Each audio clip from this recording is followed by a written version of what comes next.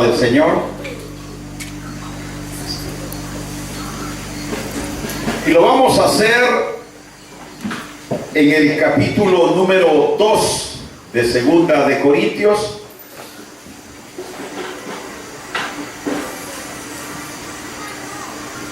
Y lo vamos a leer del verso 1 en adelante.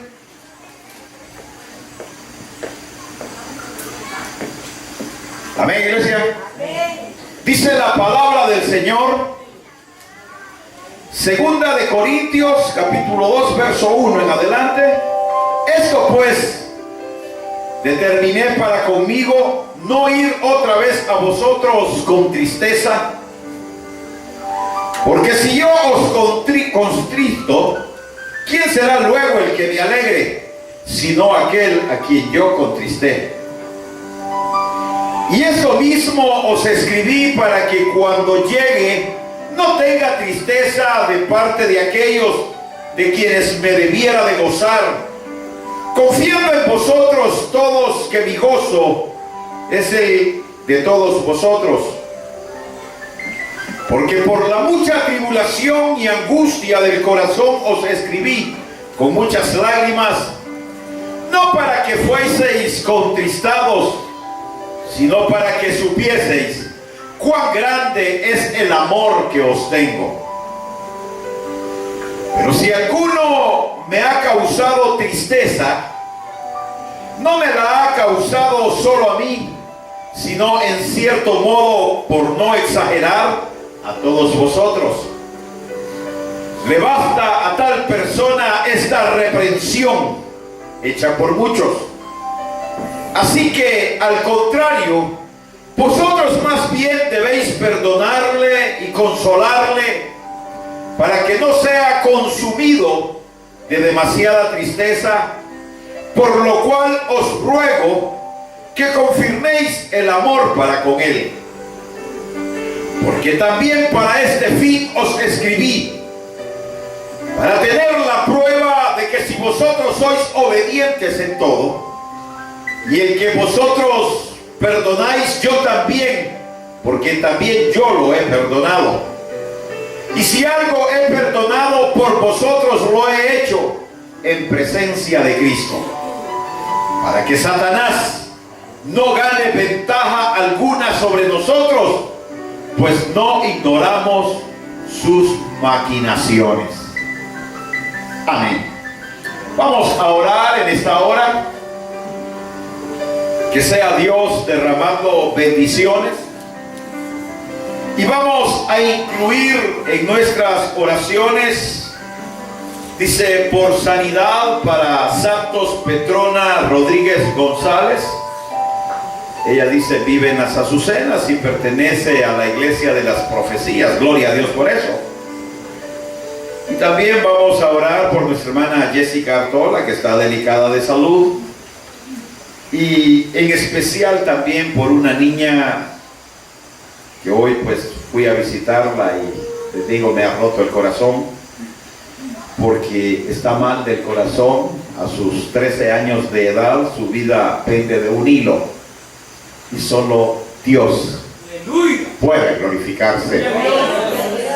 Así es que la vamos a poner en las manos del Señor, y que Dios se glorifique y que Dios obre en su vida y sea una victoria más para el Señor. Padre nuestro que estás en los cielos, Señor, gracias por tu presencia. Gracias por permitirnos, Señor, estar ante ti. Gracias, Dios, porque nuestros labios pronuncian tu nombre. Y porque sabemos, Señor, que en tu presencia nosotros tenemos bendición. Háblanos, Dios, a través de tu palabra. Toca, Señor, nuestros corazones. Añade, Señor, cada día los que han de ser salvos. Y ahora, Señor, glorifícate en cada una de estas peticiones. Sea tu gracia, Señor, sea tu amor, sea tu misericordia en cada uno de ellos. Y en esta bebé, Señor, que está delicada, te ruego con especial atención, Señor.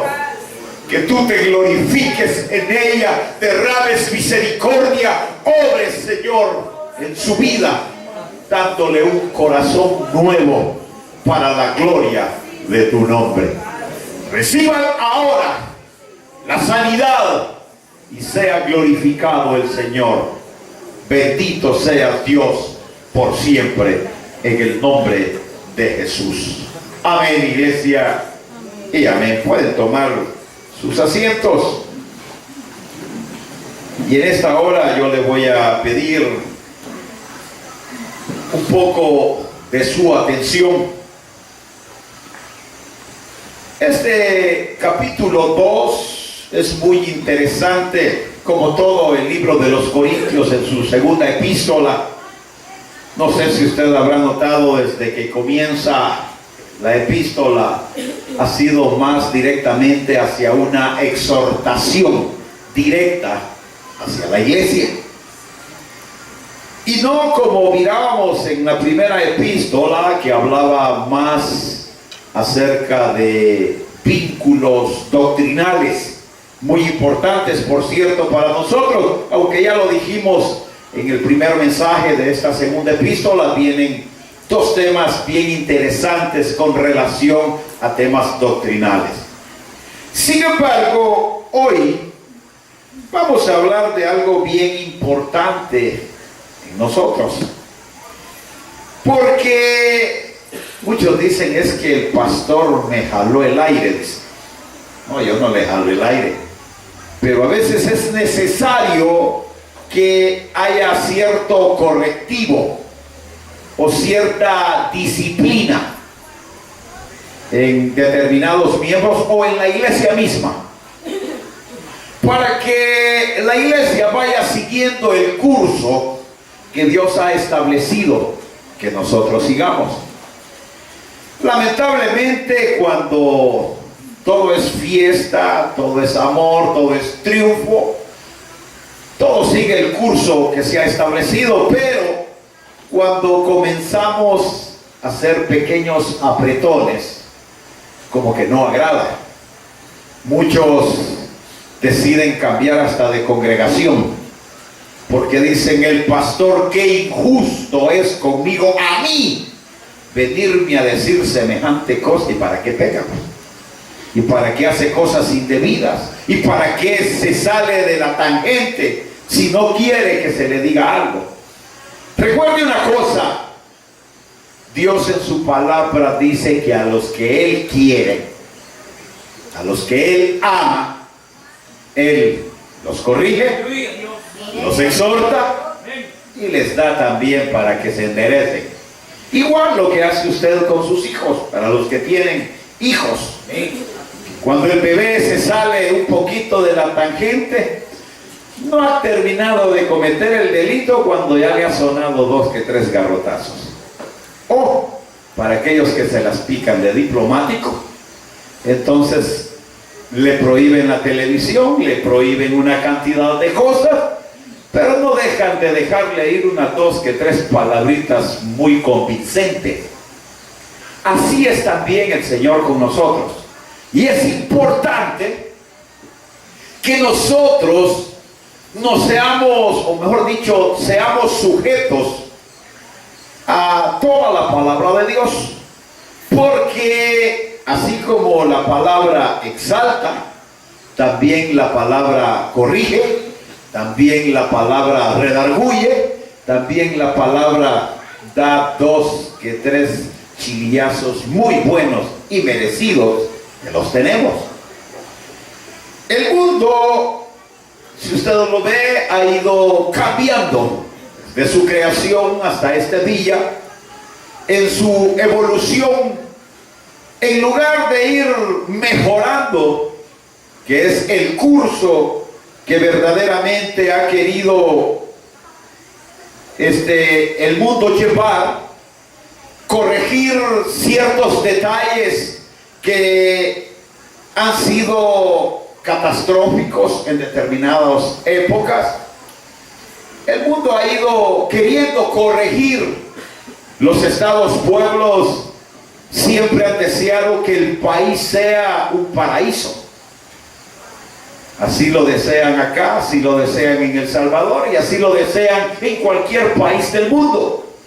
Y para ello delimitan leyes, algunas suaves, otras fuertes, otras rigurosas, para ir corrigiendo todos aquellos defectos que ocasionan que se vea un punto negro en determinado país.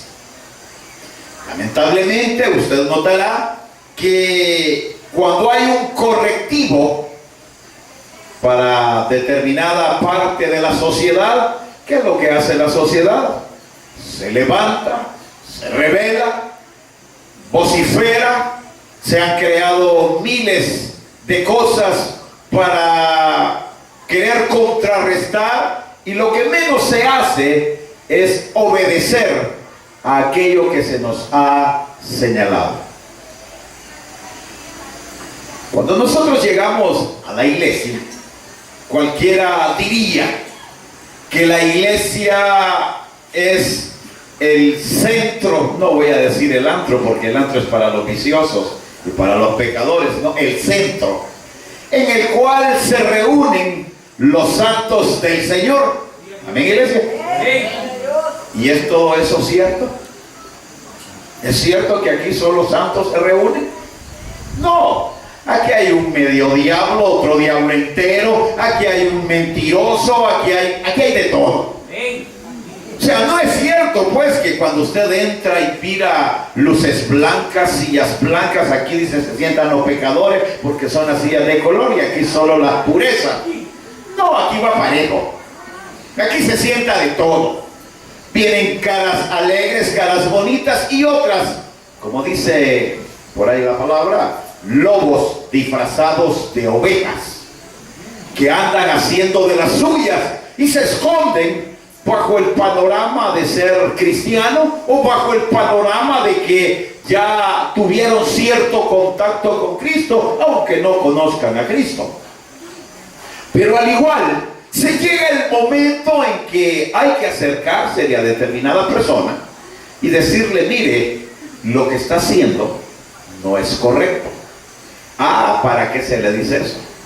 Usted a mí me va a decir tal cosa. Usted a mí, ¿por qué no se fija en los demás?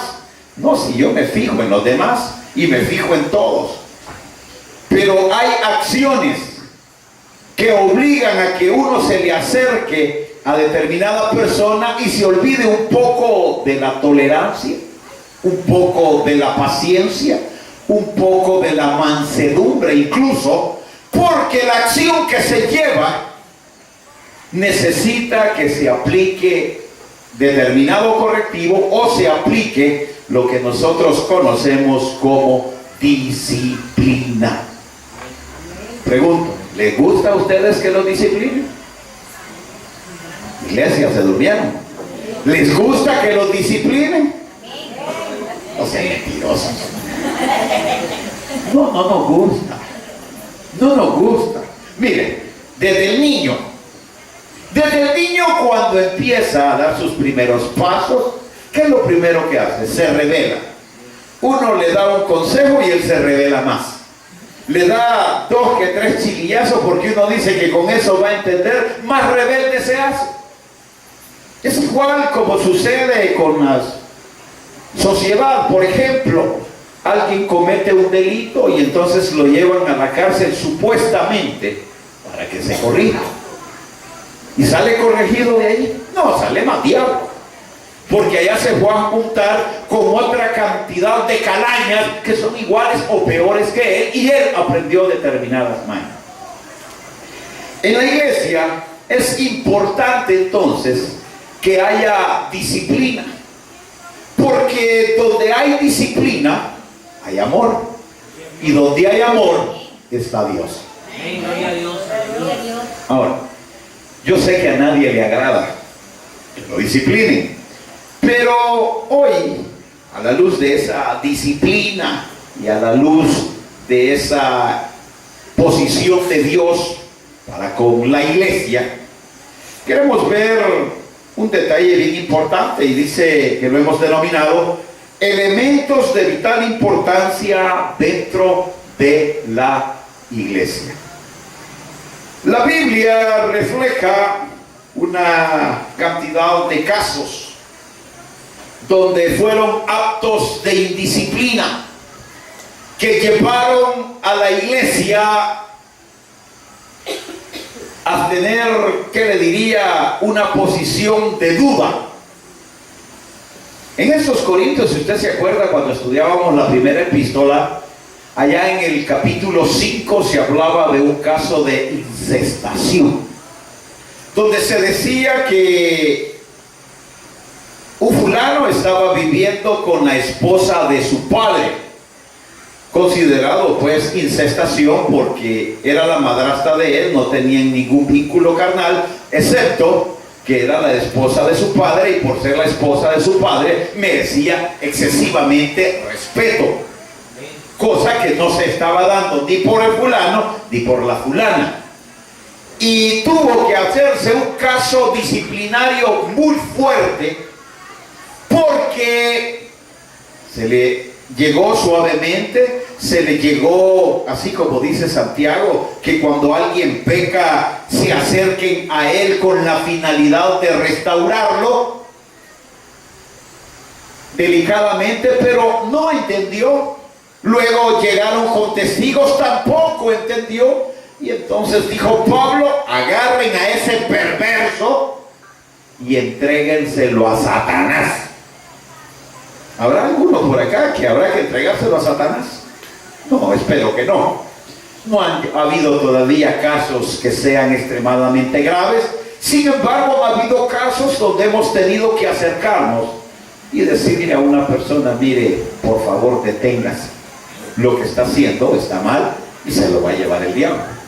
Y cuando no ha entendido, pues ni modo, se lo ha llevado el diablo, porque cuando Dios habla, habla por algo, no porque a él se le ocurra. Cuando nosotros llegamos a este capítulo 2, acá encontramos también a un grupo de personas que habían contristado a Pablo, se habían levantado en contra de él y habían causado tristeza a Pablo porque los amaba, y también habían causado tristeza a la congregación. Mire qué cosa más curiosa. ¿Alguna vez usted se ha sentido triste por alguien que peca? No, ¿verdad? Porque todavía no hemos llegado a la plenitud del amor de Cristo. Cristo se entristece cuando usted peca. Cristo se entristece porque usted se desvía. Y Él está, dice, intercediendo por nosotros ante la presencia del Padre. Por cada acción que usted comete equivocada, el Señor está intercediendo por su vida. Y Pablo también hacía intercesión por la iglesia de los Corintios. Él dice de que ojalá, dice, ya no se contriste o ya no sienta tristeza por aquellos que lo entristecieron, sino que hoy se goza al ver que algunos han sido corregidos. Y ojalá, dice, que la iglesia entienda que también debe de entristecerse cuando casos como esos se dan en medio de la iglesia. Porque ¿se han fijado ustedes que cuando la iglesia está tranquila, nadie voltea a ver a la iglesia? Cometan ustedes un pequeño error y todo el pueblo de San Carlos habla de la restauración cristiana. Porque es más fácil ver un foco de infección que ver las virtudes en los demás. Es por ello que la iglesia debe entrar en un estado de disciplina. En una iglesia donde hay disciplina, donde hay correctivo, la iglesia avanza. Si no hay correctivos dentro de la iglesia, si no hay disciplina, entonces como que el evangelio se detiene, como que el reino de Dios se detiene, como que las almas dejan de funcionar como deben de funcionar. Usted me va a decir a mí, ¿y por qué usted no ha aplicado la disciplina como es debido? Alguien me hacía esa pregunta. Porque si usted se acuerda, cuando yo vine hace casi ya 2 años de estar ya en este precioso lugar, encontramos una iglesia que estaba viviendo como un éxodo, o estaba viviendo un holocausto. Y si bien es cierto, había habido una mancha, pero no solo era la persona la que había cometido errores. O sea, unos se desviaron, otros se dividieron, otros hicieron usufructo en medio de la iglesia y se convirtieron en ladrones, y otros hicieron un montón de detalles. Entonces yo no podía venir y traer un plan de restauración de parte del Señor, pero lo primero que iba a traer era un látigo y una silla, porque entonces no hubiera ni uno, sino que había que poner concha de tortuga, ¿verdad? Empezar a aguantar un montón de oprobios, empezar a aguantar un montón de acusaciones, empezar a aguantar un montón de insultos, porque se han acordado hasta de mi mamacita. Sin embargo, lo que Dios hace, lo hace con victoria. Amén, gracias. Dios se glorifica y Dios dijo, hay que ser tolerante. O sea, tenía que hacer uso primero de un poco de tolerancia. Había que hacer uso de un poco de paciencia. Les digo, para mí, en lo personal, ¿saben por qué hago esta iglesia? Porque me ha hecho cambiar hasta en mi forma de ser. Me ha enseñado a ser paciente, me ha enseñado a ser tolerante, me ha enseñado a tener un poco de mansedumbre, me ha enseñado a guardarme de muchas cosas que nunca en mi vida yo las había vivido. Pero también me ha enseñado a amar. Y eso es bien importante, porque en una iglesia donde fluye el amor, permite que haya disciplina, permite que haya corrección, permite que haya tolerancia, permite que los frutos del Espíritu fluyan en medio de los corazones, y que cada una de las almas empiece a identificarse con Cristo. Y no que todos vengamos acá, gritemos, cantemos, pero que nos vayamos tan vacíos como venimos. O peor aún, porque venimos creyendo que Dios se va a glorificar, y jamás Dios se va a glorificar si hay corazones que rechazan y vituperan la sangre de Cristo. Entonces, cuando se cometen acciones que no están a la altura de Dios, entonces Dios dice, hay que disciplinar. A la luz de este capítulo 2, queremos ver precisamente esos detalles. ¿Por qué disciplinar? ¿A quién disciplinar? ¿Por qué restaurar? Que son dos detalles, disciplinar y restaurar, que deben de ir intrínsecos de la mano. O sea, disciplinar sin restauración no sirve. Y querer restaurar sin imponer o sin haber disciplina tampoco sirve. ¿No se ha fijado, no se acuerda usted que cuando usted vino por primera vez a la presencia del Señor, venía como un diamante en bruto? ¿Saben lo que es un diamante en bruto? Una piedra que así es bonita, sabe que en un momento determinado puede tener un costo, pero así como está, no vale nada. Y así éramos nosotros delante de Dios. No valíamos nada, no servíamos para nada, estábamos muertos en delitos y pecados, no había nadie que diera 5 centavos por nosotros. Pero cuando ese Cristo de la gloria se acercó a usted y se acercó a mí, nuestra vida cambió. Y aquel diamante en bruto que no tenía ningún valor, hoy es una piedra preciosa delante del Señor.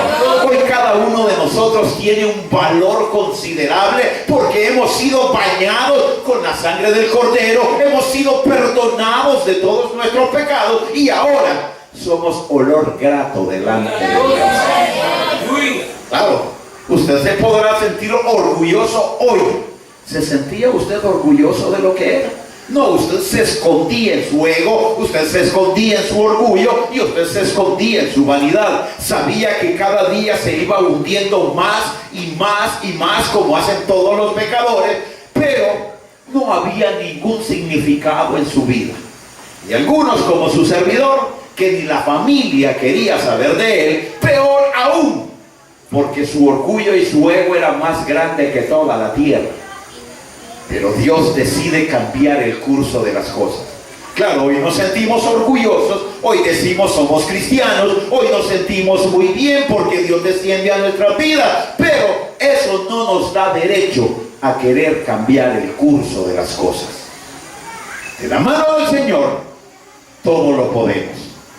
Nos descuidamos un poquito y Satanás se mete en medio de las familias y hace destrozo. Se mete en medio de la iglesia y hace destrozo. Se mete en medio del trabajo y hace destrozo, porque todo lo que Satanás toca, y que el Señor lo reprenda, está contaminado.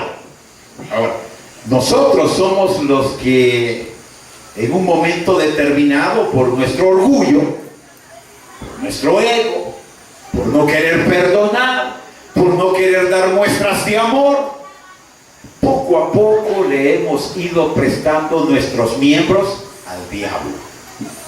Aunque decimos que somos cristianos, hay cristianos que dejan mucho que desear. Hay cristianos que todavía están llenos de rencor. Hay cristianos que todavía son murmuradores. Hay cristianos que no tienen amor al prójimo. No sé qué clase de cristianos son. Porque los cristianos que la Biblia refleja deben de tener cambios en su vida, porque Dios está en ellos, el Espíritu Santo mora en nosotros, y todo aquel que ha servido de templo para el Espíritu Santo debe de tener cambios en su vida. Ya no puede haber en nosotros orgullo, ya no puede haber en nosotros ego, ya no puede haber en nosotros palabras maldicientes, y no puede haber nada que lleve al pecado, porque donde hay pecado hay muerte, y donde hay muerte no puede estar Dios.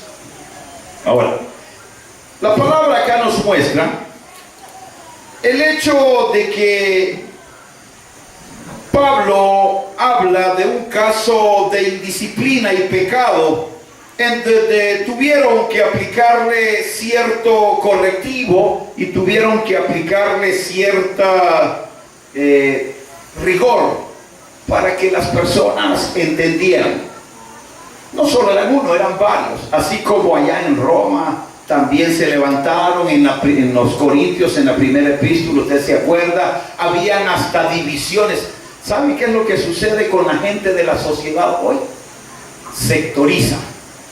Entonces una parte de la sociedad quiere vivir bien, otra parte de la sociedad quiere vivir bien pero a costillas de los demás, otra parte de la sociedad no quiere vivir ni bien ni mal, y otra parte de la sociedad vive completamente en el fango.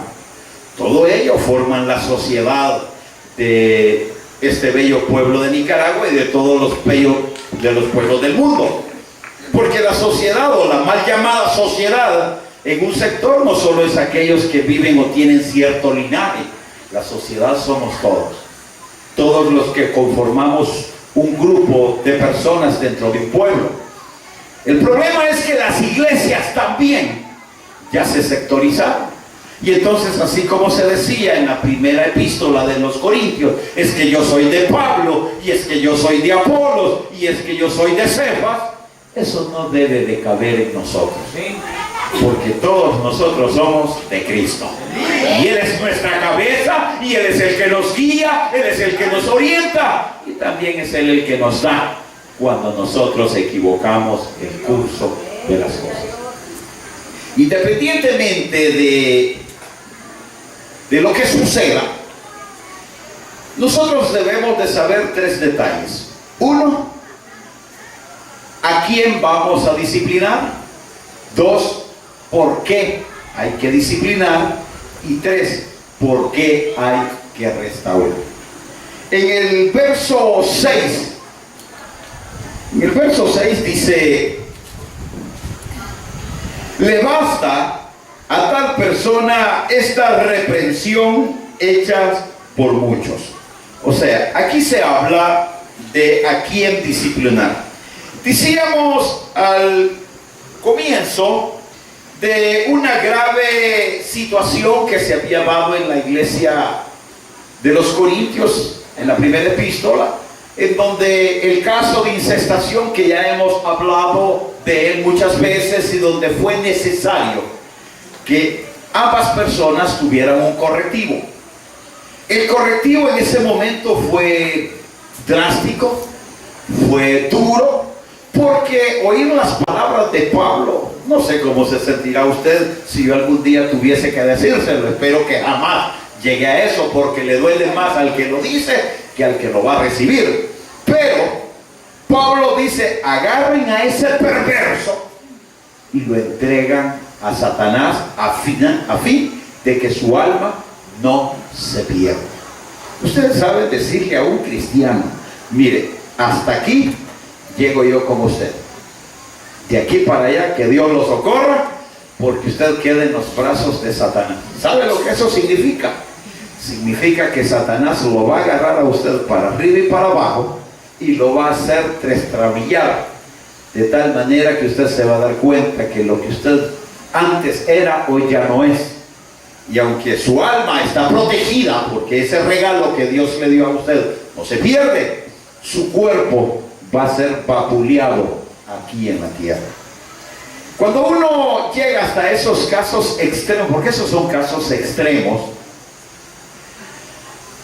tiene que pensarlo no una, sino muchas veces, porque también existe un temor, el temor de equivocarse, y uno no quiere equivocarse, uno desea que todas las cosas se hacen bien. Por eso es que usted no sé, bueno, para los que estamos acá, ya saben que existe un cuerpo disciplinario que se llama los ancianos de la iglesia, que son los directivos de la iglesia, y que hoy no solo es el pastor que hace como que fuera dictador y dice: así se van a hacer estas cosas, que viera, pero no, porque queremos actuar, ¿sabe cómo dices? Con transparencia. ¿Ya han oído esa palabrita ustedes? Transparencia. ¿Qué implica eso? Que reunimos el cuerpo de ancianos, y si una persona ha cometido X o Y error, no le voy a llamar pecado, porque para llegar a pecado pues ya tiene que haber avanzado un poco más, pero a veces se cometen errores donde son necesarios decirle a la persona: mire, hermanito, deténgase. Claro, usted como cristiano ya se le acercó, otros vinieron, buscaron testigos y se le acercaron, tampoco entendió. Entonces buscan, el pastor es el último que se da cuenta. El pastor viene a darse cuenta cuando ya hay que hacer arte de magia sobre la persona. No debiera de ser así. Yo siempre he dicho que la consulta se hace antes del hecho, no después del hecho. Pero se llega, se platica con la persona y ni aún así entiende. Entonces, ni modo, llamamos a los ancianos, díganle: mire, aplíquenle el correctivo que usted estime. Esto y esto ha hecho, hasta aquí vamos a llegar. Si después de que ustedes platiquen con ellos no se corrige, ábranmele la puerta. Porque no quiere cambiar. Tampoco este es un centro donde todo vago va a venir a armar desorden. Porque aquí hay santos del Señor también que deben de ser cuidados. Aquí hay almas que vienen sedientas, buscando de la cobertura de Dios, y que venga un diablo y quiera botarlo, corromperlo, tampoco es correcto. Sin embargo, la palabra de Pablo es muy clara, y él dice de que no deben de haber acciones equivocadas, pero siempre se dan. Y entonces, cuando esas acciones se dan, el primero que se contrista es el Espíritu Santo. ¿Sabían ustedes que cuando usted peca, el Espíritu Santo se pone triste? ¿Y sabía usted que cuando el Espíritu Santo se pone triste y ve su pecado, él lo que hace es separarse de usted, porque él no puede estar en el pecado? Entonces, cuando alguien dice ser cristiano y anda en pecado, podrá ser cristiano, pero el Espíritu Santo no puede estar con él, porque el Espíritu Santo no puede estar en el pecado. Aún así, también la Biblia nos enseña que los líderes, los que estamos a la cabeza, los ministros de Dios, también por el amor que le vamos teniendo a las almas, por el conocimiento y la relación que vamos viviendo, poco a poco nos vamos sintiendo identificados con X o Y persona. Y cuando esta persona se viene al suelo, causa dolor, causa malestar, causa tristeza. Ahora mire esto lo que Pablo dice: también la congregación debiera de sentir la misma tristeza y el mismo dolor cuando un alma se viene al suelo. Pregunto, ¿y usted siente tristeza cuando alguien peca? ¿Usted siente tristeza cuando alguien comete un error? ¿O hace como hace la mayoría, que en lugar de ayudarle murmuran, lo critican y le abren la puerta para que se termine de hundir, o le ponen cascaritas para que se termine de caer? Un verdadero cristiano abre su corazón y demuestra que hay amor por el prójimo, porque esa es la orden de Cristo, ese es el mandato del Señor: amarás a tu prójimo como a ti mismo. Yo le aseguro que usted, como padre, cuando va a corregir a su hijo, y tiene que ser a veces hasta severo con su hijo, que saca la correa o la faja, dicen ustedes acá, y le dan 2 que 3 fajazos, el niño pega un gran berrinche, grita y como que lo han matado, pero le duele más a usted los fajazos que le dio al niño que al niño cuando los está recibiendo, porque usted sabe que lo ama.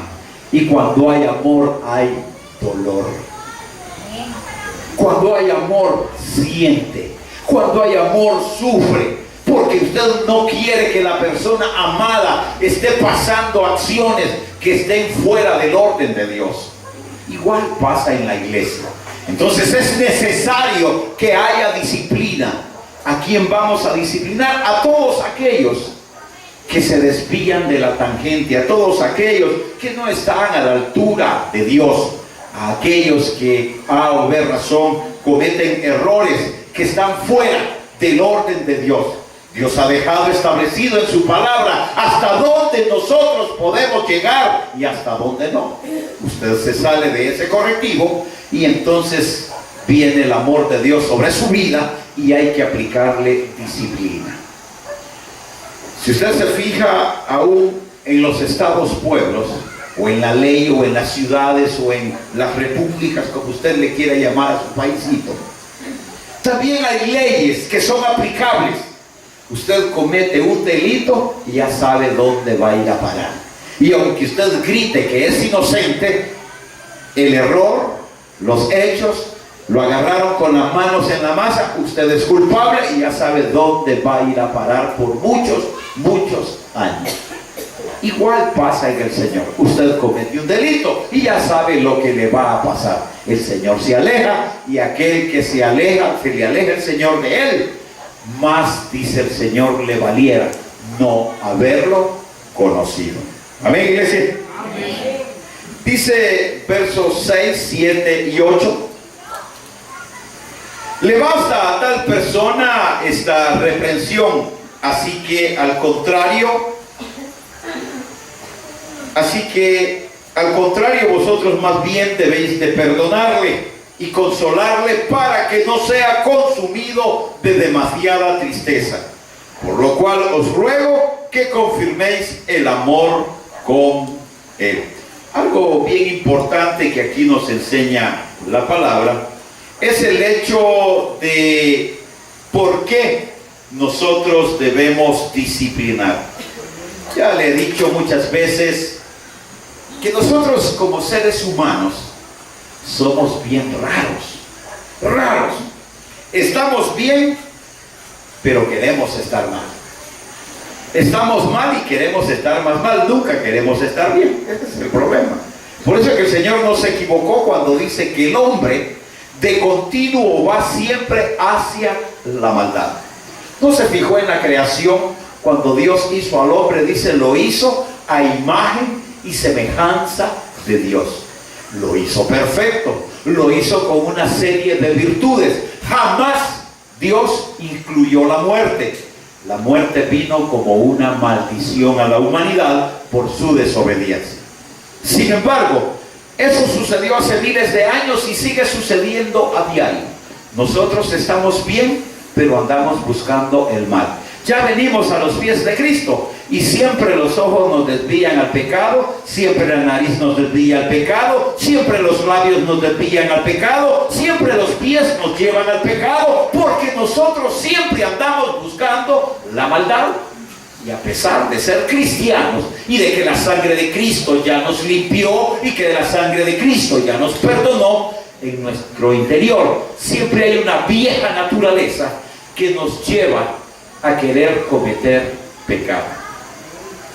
Cuando nosotros nos inclinamos hacia la concupiscencia o nos inclinamos hacia el pecado, entonces es necesario restaurar.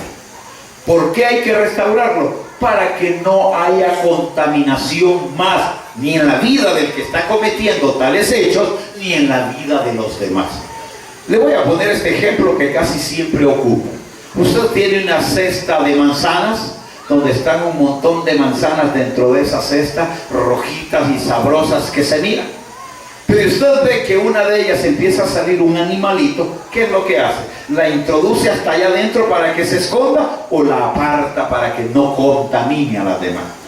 Así como usted aparta esa manzana que ya está contaminada, así también es necesario a veces que se restaure, que se discipline a una persona para que no siga contaminando a los demás y para que el reino de Dios crezca y las almas busquen del Señor. Amén. ¿Usted cree que alguien va a querer venir a un lugar donde mira un montón de gente contaminada? ¿Usted cree que alguien va a querer venir a un lugar donde mira mentirosos, sinvergüenzas, ladrones y de todo? No, no va a venir. Porque lo primero dice, ¿y cómo me van a corregir a mí si los que están ahí adentro no se corrigen? ¿Cómo me van a hablar a mí de que yo estoy en pecado si adentro hay un montón de pecadores? Esas son las frases del mundo para con la gente dentro de la iglesia. Por eso es que la iglesia debe de cambiar el curso en el cual se encuentra. Porque la iglesia se ha dedicado más al ámbito religioso que a buscar las almas para Cristo y convertir las almas para Cristo. Las iglesias se han llenado ahora de una serie de acciones que no alaban ni agradan a Dios, cuando nosotros debemos cada día de ir buscando cómo ser mejores delante de Dios y delante de los hombres. Dice allá el verso 11, para que Satanás no gane ventaja alguna sobre nosotros, pues no ignoramos sus maquinaciones. O sea, acá se nos habla con este versículo, y lo vamos a relacionar con otros más, del área de restauración. Yo hacía chiste hace unos meses antes, ya cuando estábamos acá en la iglesia, porque pues, nuestra iglesia se llama Iglesia de Restauración. Y yo hacía chiste porque decía, una iglesia de restauración que necesita ser restaurada. En aquel momento, como repito, había muchos errores grandes.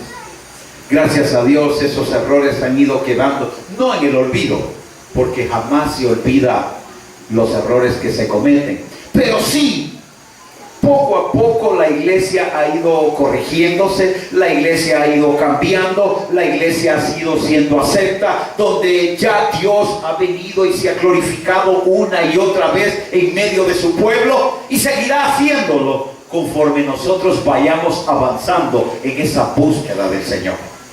Sin embargo, en la mente del mundo dice que hay que aplicar el versículo que la Biblia dice, alma que pecare, esa morirá. O aplicar la ley del talión. ¿Se acuerdan ustedes cuál es la ley del talión? Ojo por ojo, diente por diente. En Cristo no existe el ojo por ojo, diente por diente. En Cristo existe la restauración. Alma que peca necesita de la mano del Señor, y somos nosotros los llamados para buscar esas almas y traerlas a la presencia de Cristo, para que Cristo se glorifique en ellos, los cambie, los restaure y haga de ellas personas que sean útiles dentro de la obra y útiles para el Señor. Eso es lo que hemos sido nosotros durante mucho tiempo, desde que el Señor se dignó a vernos, desde que el Señor derramó su misericordia sobre cada uno de nosotros, desde que el Señor nos permitió conocerle a Él tal como Él es, un Dios de amor, de bondad y de misericordia, que no vio en nosotros cómo estábamos de contaminados, sino vio en nosotros esa necesidad que teníamos de encontrarnos con Dios, esa necesidad que teníamos de ser restaurados, esa necesidad que teníamos de ser perdonados. Nadie vino a la iglesia por un deporte, ni nadie vino a la iglesia por su propia cuenta. Fue el Espíritu Santo el que tocó su corazón. Fue el Espíritu Santo el que te dio la oportunidad de encontrarte con Cristo. Nadie viene a Cristo por su gusto, sino es Cristo mismo el que lo trae, lo perdona, lo liberta y le da el boleto hacia la vida eterna. Gloria sea para siempre al Hijo de Dios. Entonces toda alma que cae en pecado tiene que ser restaurada, tiene que ser disciplinada. Y es aquí donde la Biblia nos habla de tres posiciones que presenta para el área de restauración, y una de ellas la encontramos en el verso 6, donde dice: le basta a tal persona esta reprensión hecha por muchos. Dice así, el verso 6, que una persona debe de venir delante del Señor con un arrepentimiento genuino. O sea, si alguien va a ser restaurado, debe de venir con un arrepentimiento genuino. ¿Se acuerda cuando mirábamos la doctrina del arrepentimiento? Que decía que si una persona solo cambia en su modo de pensar, pero no cambia en su modo de actuar, no ha hecho nada. O cambió en el modo de pensar, pero no cambió en el modo de actuar, tampoco ha hecho nada. Porque ¿cómo yo voy a decir soy cristiano? Mis pensamientos están con Cristo, pero mi actitud anda ya con Satanás en el malecón. ¿Me va a creer? No, no me va a creer, porque las actitudes dicen más que las palabras. O al igual, soy cristiano pero ando mintiendo, soy cristiano pero ando robando, soy cristiano y ando fornicando. No puede ser. Porque aquel que se ha arrepentido delante del Señor, el Espíritu Santo ha llegado a su vida, y en su vida lo único que puede haber es agradecimiento delante del Señor, porque el Señor se ha dignado a perdonar nuestras bajezas. ¿Se acuerda usted de las palabras de María cuando le habló al Señor? Le dice: Señor, te doy gracias porque has mirado la bajeza de tu sierva. O sea, ella no se exalta por ser lo que era o porque se le había escogido para ser el fruto o para ser el vaso donde iban a ser el fruto del vientre, sino que ella sabía que delante de Dios no era digna, delante de Dios no tenía la capacidad suficiente, pero es Dios el que te hace capaz a ti, es Dios el que te hace funcional, es Dios el que restaura tu vida al ver tu arrepentimiento delante del Señor. Amén. Ahora mira esto. Versos 7 y 8 dice: así que al contrario, vosotros más bien debéis de perdonarle y consolarle, para que no sea consumido de demasiada tristeza, por lo cual os ruego que confirméis el amor para con él. Esto implica que para restaurar también debe de haber consolación. O sea, imagínese usted a alguien que viene agredido. Ya es cristiano, ya había llegado a los pies de Cristo, pero cometió un error. Y entonces venimos nosotros y en lugar de ayudarle, en lugar de tenderle la mano, en lugar de explicarle lo que ha hecho, en lugar de tratar de consolarlo, porque cuando una persona ha cometido un error grave, no quieren ni que lo volteen ni a ver. ¿Se fijan ustedes en eso? porque le da vergüenza, se esconde, se hace hasta lo imposible para que nadie lo vea. Y aún piensa y repiensa cuando va a venir a la iglesia. Para aquellos que pecaron y se fueron al mundo y hay que traerlos de nuevo, lo primero que dice es que todos los hermanos me van a señalar. No debieran, pero es una realidad. Porque como hemos dejado de amar, no hemos aprendido a consolar, no hemos aprendido a dar de gracia lo que de gracia hemos recibido. Pero igual, esa persona no quiere que la volteen ni a ver. Pero la Biblia nos enseña que debemos de aprender a consolar. Para poder restaurar debemos de aprender a amar. Y un ejemplo más claro es el de nuestro Señor Jesucristo, que dice la palabra que teniendo 100 ovejas, dice, una se le había extraviado y él dejó las 99 resguardadas para irlo a buscar a usted donde usted estaba quebrado, donde usted estaba en pecado. Hasta allí llegó el Señor para traerte y ponerte delante de su presencia y desbordar su amor, limpiarte, purificarte, perdonarte y hacerte un hijo de Él. Gloria a Dios por eso. Así igual debemos de actuar nosotros también. Debemos de aprender a consolar, debemos de aprender a derramar ungüento sobre aquel que está golpeado, sobre aquel que está lastimado, para que esa persona al ver el amor en nosotros diga, si este tiene amor, ¿cómo no será el amor de Cristo? Si el amor de este lo puedo ver, ¿cómo no voy a ver el amor del Señor, que es más grande y más puro que cualquiera? Para poder restaurar debo de aprender a amar, y para aprender a amar debo de estar con Cristo. Y el verso 11, para ir finalizando, dice, para que Satanás no gane ventaja alguna sobre nosotros, pues no ignoramos sus maquinaciones. O sea, esto implica que nosotros debemos de restaurar para no cederle la batalla a Satanás y que el Señor lo reprenda. Amén.